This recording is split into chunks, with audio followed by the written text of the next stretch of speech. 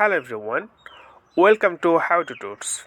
And in this video, I'm gonna share with you how you can fix um, mention me is not working on your Mastodon app.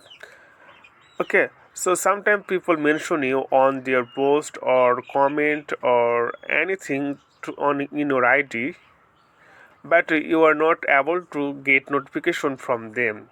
So how can you fix this? Watch the video till the end, then you will learn.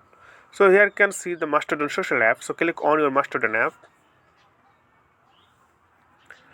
and then go to here. You can see top right corner on your screen. So this one, it's called settings icon.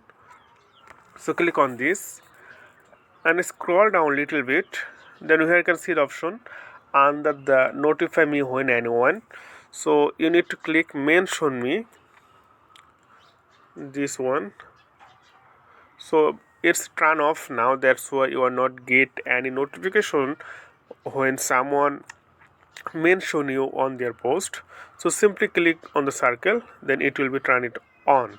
And after that, when someone mention you, mention your ID, mention your username on their post, then you will receive notification. Then you can see or check this.